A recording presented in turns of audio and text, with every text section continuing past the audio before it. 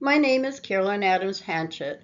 Even though my conclusion flies in the face of biblical scholars and theologians, of which I am neither, I have been blessed with a talent for research and a gift of discernment, and a commitment to not give up on bringing these things to light despite opposition from the adversary. It is my hope that the information I share will at least inspire one's own research for the truths of these prophecies, for God has revealed them for a reason. Because the kingdoms of Daniel 2 and the beasts in Daniel 7 are the same, Daniel is seeing their role past and future. I believe Daniel sees them as beasts in his vision in chapter 7 because in the future they become part of the Antichrist beast kingdom. The lion, Babylon/Iraq, the bear, Media-Persian/Iran, and the leopard as the Turkey/Seleucid Empire. The three beasts of Daniel 7 are a composite of the three beasts of Revelation 13, the bear, the lion, and the leopard, which indicates both are a reference to the Antichrist beast kingdom, the dragon of Daniel 7 and the dragon of Revelation 13 that gives power to the beast, as mentioned in verse 4.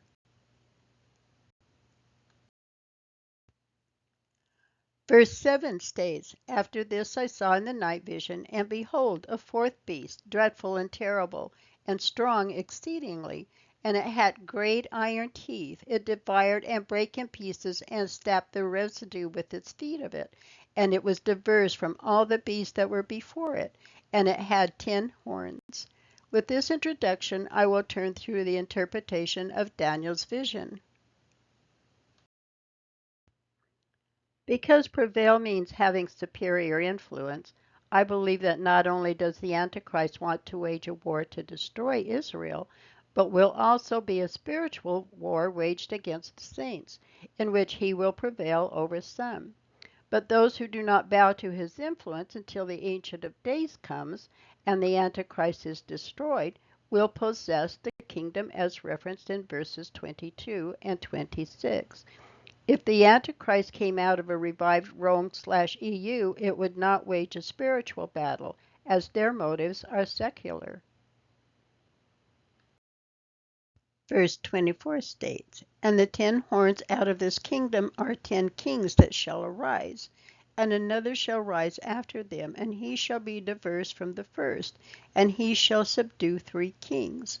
Because this happens in the future and the power of the Middle Eastern countries can change overnight, no one can positively state who these 3 nations will be. But we can guess it will be 3 nations who have not supported this kingdom nation in the past. As mentioned in Daniel 2, I believe the 10 nations of Psalms 83 represent the 10 toes of the Nebuchadnezzar statue and the 10 horns of the fourth beast of Daniel 7, especially since they represent nations that are part of the revived Islamic Caliphate, who, under the influence of the Antichrist, desires to destroy the covenant land of Israel.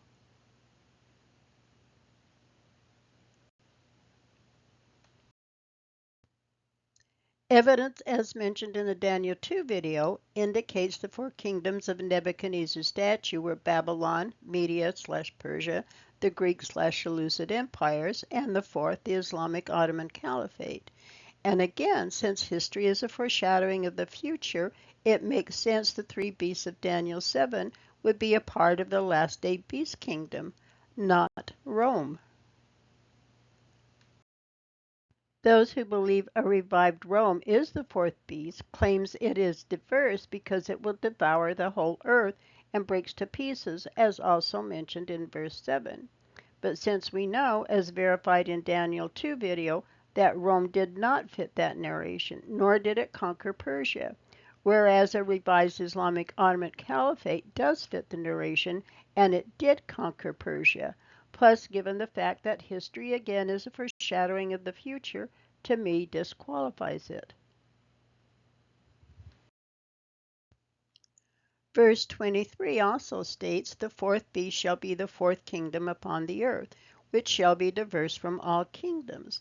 So given that the leaders of the Roman Empire were elected and secular, the most reasonable explanation I can believe is because unlike other nations, it is ruled by an unelected religious leader, which again gives credence to a revised Islamic Ottoman Caliphate as the fourth beast. Verse 24 states, "The 10 horns out of this kingdom are 10 kings that shall arise, and another shall rise after them, and he shall be diverse from the first, and he shall subdue 3 kings." So not only will the fourth kingdom be diverse from the other 3 kingdoms, but the little horn will also be diverse. Because the Antichrist gains dominion over all the earth, which the other kings/nations did not, I believe is what makes him diverse and gives him greater power to deceive many. But the saints of the Most High, who do not fall for the deceit that his mouth speaks, shall take the kingdom and possess it forever. And I would add, a kingdom where worry, suffering, and heartache are no more, and harmony amongst the beasts and nations will be worth any price.